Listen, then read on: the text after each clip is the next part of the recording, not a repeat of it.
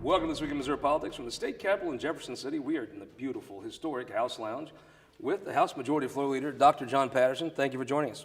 Thanks, Scott. Glad to be with you. It's a real special time, the last 2 weeks of session. There's a different energy. All the school groups are up. You're having to make these decisions. There's tension in the air. You finally realize the Democrats aren't your enemy. It's the Senate, right? How's things going? How are you hanging the saddle? I think we're doing great. I think you're right. This is a very special time of year in Jeff City. The tension does rise, but this is really what we've worked for since those cold days in January. This is where it kind of comes together and we get the work done. I'm optimistic that we can get together and pass some of the bills that we need to do, and at the end of session come together and say, hey, we got some things done for the people. As we tape this, the conference committees have kind of produced a report for the budget. The thing that just jumps out for me on the budget, what an impactful thing. If you look back on your career, there's nothing you could do that would be as big as rebuilding I-70. And you guys have a conference report of a budget that would actually do that work. We do. The House and Senate came together and passed a nearly $49 billion budget.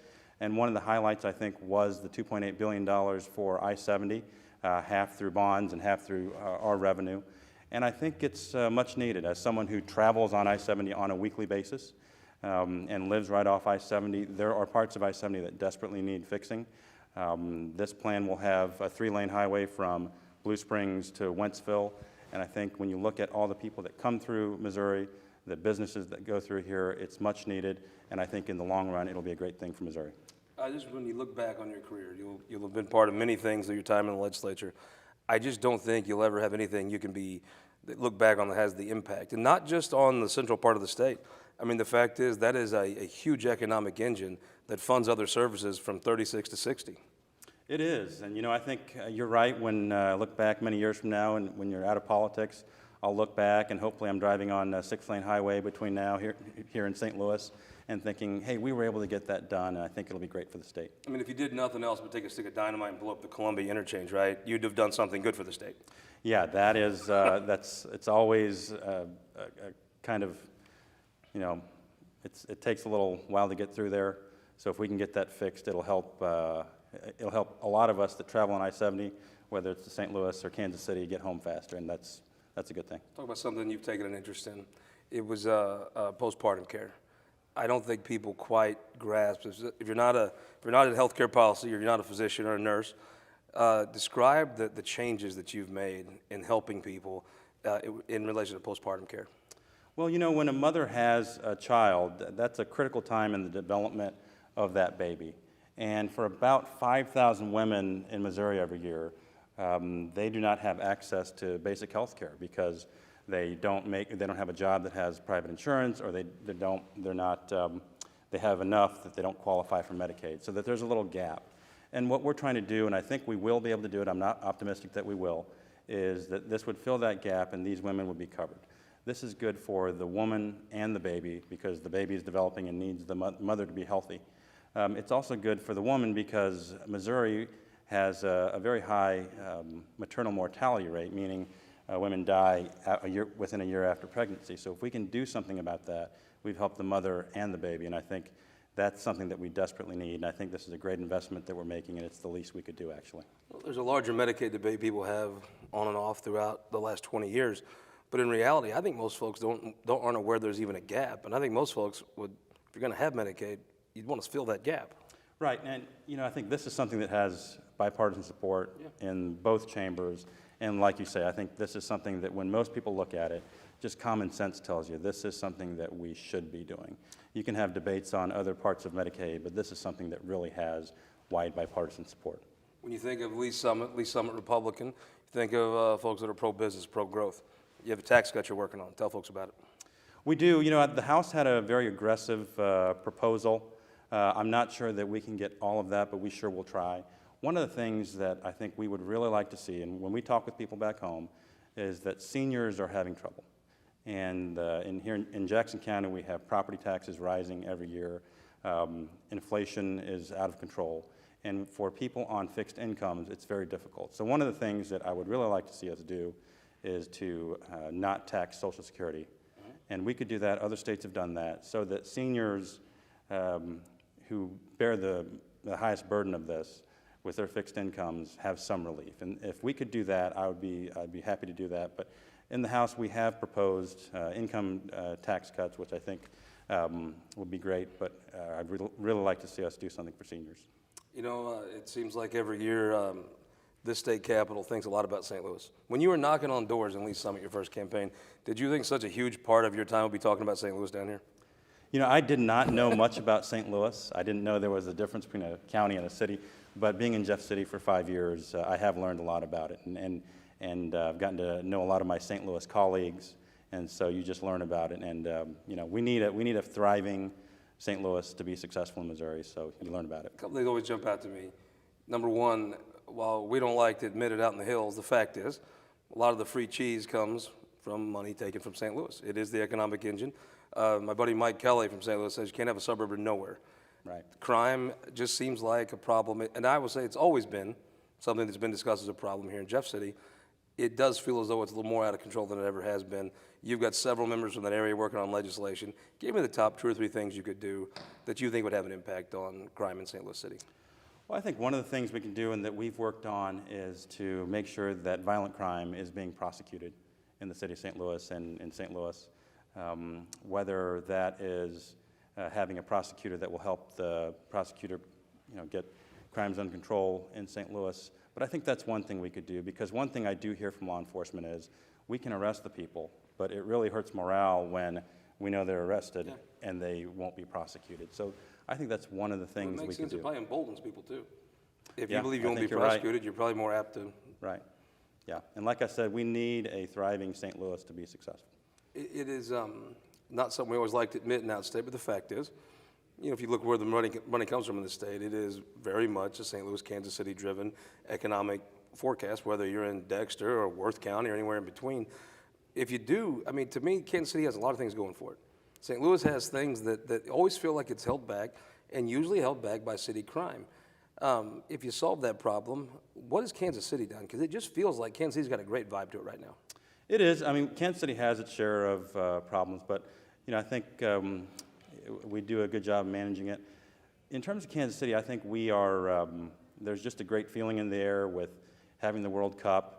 In the budget, we were able to secure nearly $30 million to renovate downtown and have a park over the highway, which I think will be a transformative thing for downtown.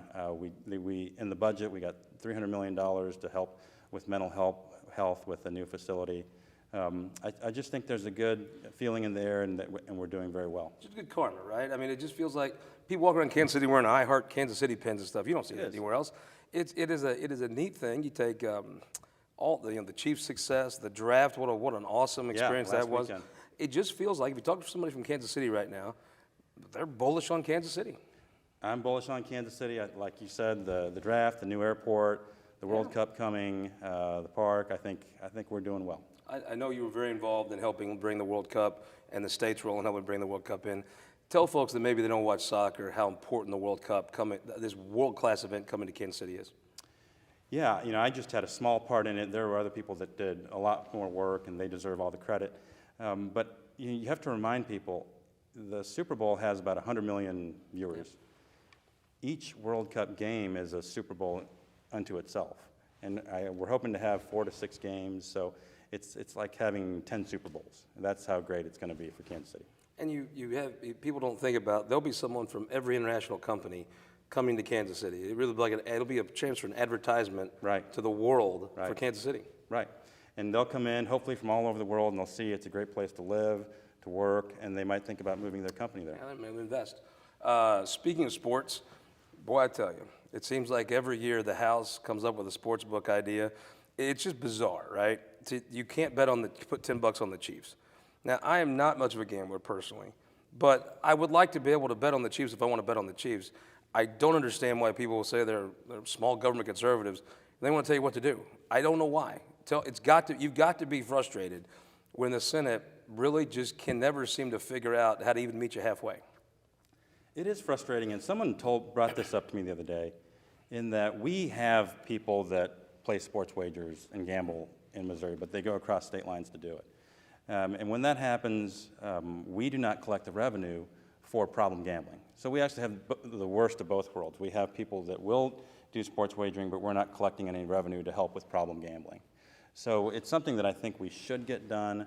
At this point, I'm not too optimistic that it will happen, and it will be very disappointing when I have to go over to the Kansas side later this year to download an app to be able to play sports wagers.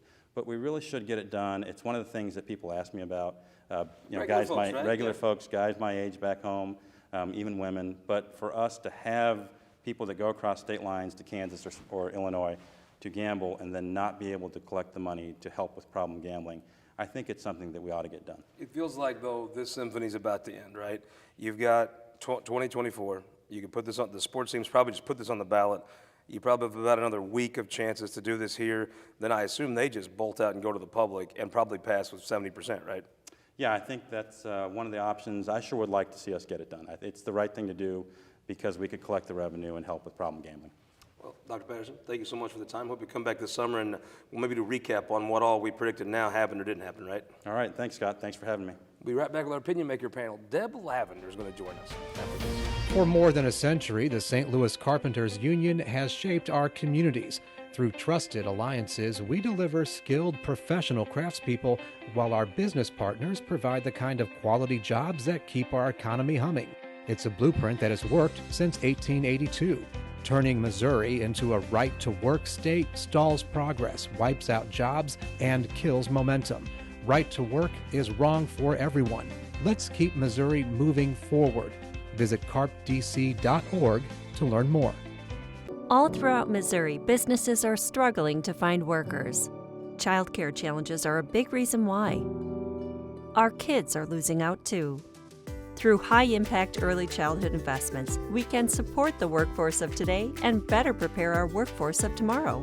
Empower families with the resources they need to succeed. Reduce crime and avoid costly interventions, saving taxpayers money. Together, we can make Missouri the best place to work, raise a family, and be a kid. We all know puppy mills, cruelty, neglect, and pet store puppies are at high risk for disease, even death. We expect our laws to protect dogs, but now an out-of-state company called Petland is trying to change our state law to enable puppy mill cruelty. We all know it'll hurt the dogs we love. Contact your state legislators. Tell them, protect our dogs. Vote no on the cruelty. Vote no on the harmful puppy mill bill. Data captured by our state-of-the-art monitors helps us pinpoint the timing and location of severe weather more accurately and respond to trouble more quickly. Ameren Missouri's investment in smart technologies like this is one way we're improving reliability and restoring power faster than ever. Responding to trouble before trouble hits. That's energy at work. Ameren, Missouri. Welcome back this week in Missouri Politics from the beautiful House Lounge in the Missouri House of Representatives in Jefferson City, Missouri. We're joined by 4 of those House members. Brad, Crist, first time on the show, St. Louis County. Welcome in, sir. Thank you for having me. Longtime pro, Michael O'Donnell, South County, right? That's right. St. Louis County, it's South County. South correct? County. LaKeySha Bosley, just say where you're from, tell them. St. Louis City, Hyde Park, North City, all day. Yeah, she knows how to sell it. And for the first time on the show, Representative Deb Lavender from St. Louis County. Thank you so much for joining us. My pleasure. What a better week to have you on than when the budget's going through. Thank you. You got a conference, as we're taping the show, there's a conference committee produced. Give me the high points of what's in that budget. Highway, I-70, highway, higher education, 7% increase, lots of economic development in our state, especially in buildings and additional roads from I-70, 44, 63. So quite a big, we refunded the public libraries. So a lot of winners, a couple of losers for me, teachers. So we still have only done a one-time pay increase to $38,000 minimum pay for teachers. I don't think that's enough, and it's only a one-time commitment. I'm disappointed that we didn't get more money for in-home providers. We gave them a 7% increase, better than nothing, but less than the 8.7% that the rest of the government workers received. Michael O'Donnell, you work on a lot of things up here. You've been involved in a lot of things bigger than state government at times. Is there a bigger thing you could think to do for this state than to rebuild I-70? No, that's, if somebody had told me 20 years ago, hey, you're going to be in the state legislature and you're going to be asked to add another lane to Interstate 70, I would have said 20 years ago, you mean it needs a 4th lane on each side by then? Because I would have figured by now a 3rd lane would have been done. It's long overdue. We've got to get it. It's great that we're finally getting it done. You know, Brett, because I assume when you get out of here, you're going to go maybe up to 54 to Kingdom City and over, right? And it's thick. But the folks that have to go to Columbia and west, it is incredibly thick. And it's almost like you're freeing up this artery. And the economic growth that comes to the state, that's one of the things we have. We're in the middle of the country. Geography is our friend. Now we're going to be able to tap in and use some of it. I agree. It's big for the state, and I also think it opens up the conversation for other highways as well. I'm passionate about 44 that goes through my district. There's people passionate about roadways in northern Missouri, which I think has been neglected for a while, and I think it starts the conversation on all those as well. Talk about another thing in the budget. There's talk of tax cuts. There's the different funding things. You do think higher ed has kind of evolved. It's not just about teaching kids in a class. It's about partnering with companies for economic development. Absolutely. And as a vice chair on economic development, we talk about that a lot. So I was excited to work on the higher education pieces in the budget, and Deb's done tremendous work on the budget. It was great working with you on it as well. LaKeySha, Bosley, how many times have you drove from North St. Louis to here or Kansas City on I-70, and you're just stuck? If there's a wreck, you're stuck. Sometimes you're stuck even if there's not a wreck, going about 45 behind a truck. What an amazing thing to do for the state. I mean, it's absolutely incredible that what we're doing. I think it's long overdue. I think all of us have the same sentiments that it is time for us to do it.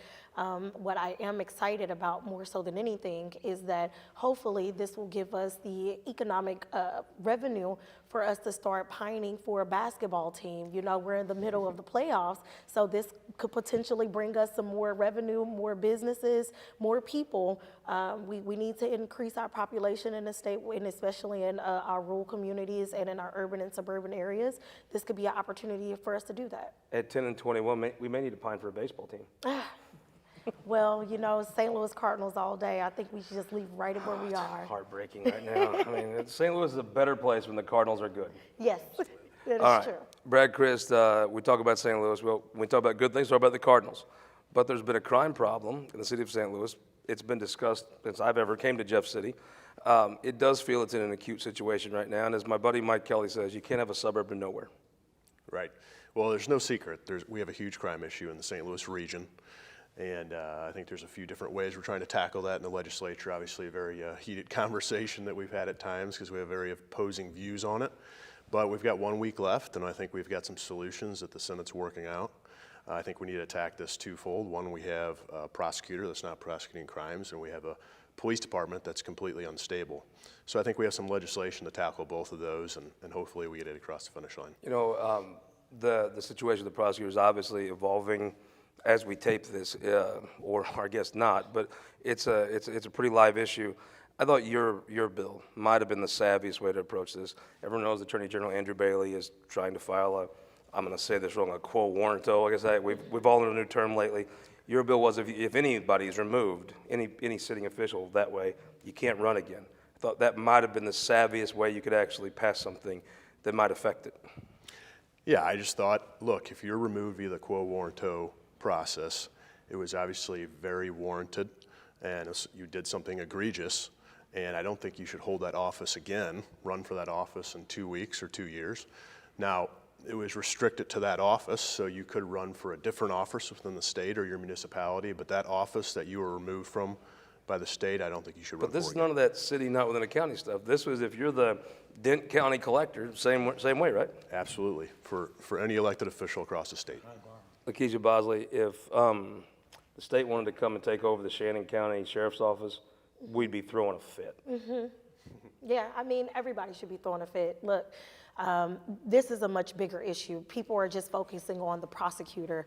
This is beyond just one person. We're talking about 300,000 to 290,000 people in a city who would like to very well so have their voices be heard and not have the government, where we're talking about 89% of an entire legislative body that doesn't even live in the city of St. Louis. They don't work there. They don't raise families there. We're talking about one specific area. So we have to get out of the mind frame of just thinking about Kim Gardner, which everybody is wanting to attack her. Think about the citizens that are there. If you're going to try to put a special prosecutor or anyone there, or a better thing would be create a provision that actually allows us to recall a prosecutor if we so choose so. Or a state rep. Or a state rep. Allow us to have local control. We scream local control in this building so much, but yet when it comes to one specific area, or when we get sidetracked or just tunnel vision on something, we can't think of other ways to make a solution work.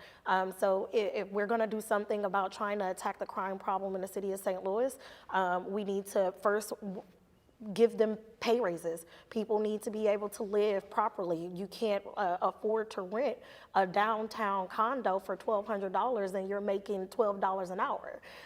You've got to have economic development, as well as make sure that they have access to quality foods. This is not just a one-stop shop issue. This is a large, all-around, multifaceted issue that we can be facing, and get guns out of kids' hands in the city of St. Louis. I think local control, the last time a Republican even whispered that here was about 2002 when they took the majority. Then they had no memory of local control. It was a terrible thing.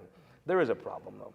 I mean, fundamentally, if you parachuted into Wyoming and you looked at this issue and these numbers, it's a problem. I was going to say that too. It's not a St. Louis City issue, it's a nation issue. I think the pandemic had a lot to do with our crime and the increase of it. I'm going to agree with my colleagues that it's the guns. Especially here in Missouri, we have laxed our gun laws over the last 15 years. And today, currently in the state of Missouri, we allow children to carry guns down our street unsupervised with no crime committed. But as a matter of policy, though, it does feel like the crime problem is more acute in St. Louis City. I'm not sure when you really run the numbers that's accurate. There's a higher density of people in the St. Louis region. Yeah, of course. And so I think you Yes. see those numbers, but I think you've got crime across Well, the state as when well. people live so close together, you're going to have more crime. I mean, that's just, exactly. you know. Exactly. And so sheer volume, yes, but per density, I'm not sure. Representative, it has got to be in South County frustrating, because I've talked to Sheriff Marshak in Jeffco. Someone will leave the city, committed crime in South County or Jeffco, get back to the city, and not a lot of ability to really catch that person or prosecute them. It is a regional issue. However, I think it's got to be a little tough, right? Because you are coming in with a state takeover. That's not how most folks would sit still for here. Sure, and I get it. To some degree, I feel I'm concerned that doesn't really move the needle. I mean, I agree with Representative Bosley. It takes a multifaceted approach, but I do believe one of those approaches is prosecuting the crime in the city of St. Louis and other things. I passed legislation last year to help get the vacant properties off the books of the city and redevelop those communities. It does take a multifaceted approach, and I think we're taking one of those steps. Is there any merit whatsoever to the argument that, Missouri doesn't really do gun laws? Is there any merit to the argument that maybe they should look at that? So on the surface, it looks like there's a problem with, getting anything gun law related passed. Some of it's the fact that we have a very diverse state in that we've got urban areas, suburban areas, and rural areas. And you take the folks out in, I'll give you an example. One of the representatives was telling me a story where he was being called a rhino and all this stuff, and he asked the question, what would you do if you saw a 14-year-old with a Glock on his hip in your local Walmart? And the response was, well, I'd call the police. And his response was, well, what do you think the police would do? Well, they would take that gun and they would haul that boy off. No, that's not what would happen. And they don't realize that that's what we're dealing with. So, Brad, Chris, it's I don't not think an you easy can't solution. pass it, I don't think, because you are right. But that doesn't mean there's no merit to the argument. Is there merit to the argument of somebody should look at some gun laws, and it might affect some of the crime people are concerned about? It's a reasonable discussion, absolutely. But again, I go back to the basis of this. If we do not have a police department to function and catch the criminal, and we don't have a court system to prosecute, what is making a new law going to do? Nothing. Is there a bigger issue, because that makes total sense to me. Is there a bigger issue that St. Louis is organized poorly? I'm sorry? It seems like the governmental bodies are poorly organized. I know there was a Better Together campaign that was mocked, and it was ultimately dropped, but I've not heard anybody deny there's a problem, and I've heard nobody offer another solution except for the Singfield folks. Yeah, that seems to have died when it died, I don't know, But 6-7 years the ago. truth is, everybody jumped on that, which, look, when you have an idea, you're going to catch the criticism. But if that wasn't the idea, the problem still exists. I've not heard anybody with an idea that would help the situation. You hear low rumblings between Sam Page and Tashara Jones And just, Tashard has done a great job as mayor of St. Louis. Crime is down 18% under her mayoral position. And so I think giving her the opportunity to continue to work in her city is a good thing for us to be doing as well. If you were in charge of a reorganization and you walked into St. Louis, you would never organize it like it is now, right? I think you're right in that. And we, as a region, as a state, we are so stuck in our parochial ideas, and the municipalities, 91 of them, plus the city, and I think that's what Kansas City, we just heard John Patterson talking about. I was thinking the same thing. We have 91 different municipalities, and Yes. Kansas City doesn't. And I do think that keeps us parochial, and I think it keeps us identifying with our municipality, and I do think that's part of the challenges. And it just it doesn't, I mean, it's fashionable in this building to speak ill of St. Louis, but the fact is, you know, the rest of the state runs off the money St. Louis kicks into the coffers here. And, you know, there's a lot of great things that feel like they could, it feels like there's all these great ingredients, but it just doesn't come together. We're in Kansas City right now, maybe you look to see what they're doing and copy some of that.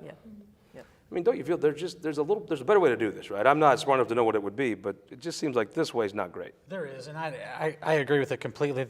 We need to take a regional approach. I don't believe the solution is taking a brand new battery and a old battery and sticking it into the flashlight. You don't get a good light beam from that, and that's sticking the county and the city together. I don't think that's the solution, but I feel like there's things going on in place that are trying to bring some of those synergies together, because you're right, We've got to bring the savings children and in, so they're going forth. to kick us off. A minute left, who won the week? I have been thinking about that since you talked to me, and I would have to say that the House Democrats won the week, the budget team, because of the great work that they have done. My colleague Deb and everyone else that were out there, like, I would have to say House Democrats or the budget team won the week. Best position you've been in 15 years, I know. Who won the week? I'm going to go with Crist managing her House caucus to make a difference on the House floor and moving our priorities forward. And had time to spend a half hour lecturing me on what a moron I am on our midweek update. Who won the week? I'm going to go with Missouri seniors. We are very close, and I feel very confident that we are going to get a Social Security tax elimination across the finish line. I have inside information that suggests that they won the week. Oh, you're an Intel guy, so you would. Who won the week? I'm going to go with a personal one, my wife, because we're nearing the end of my first session, and she put up with my 4 toddlers at home during all of this. So. She deserves the game ball after this. I'm going to break the rule and do 2. I'm going to say Senator Lincoln Huff, the chairman of the Appropriations Committee. First time he's been the chair. He's been very active the last 4. Came out with a budget that I think's got a lot of support. And I'll say the thing we've talked about with MoDOT. Building I-70, it takes a MoDOT in a very good position. Director Patrick McKinnon and that commission have to have MoDOT in a good spot, or this would have never happened. So kudos to them. Hope you'll win the week next week by joining us. But first, stick around. 11 o'clock, Justice and Journalism with my friend Mike Carter. You're going to love it. He's a heck of a character. Great guest. 11 o'clock, join him, and come back and join us next week for This Week in Missouri Politics.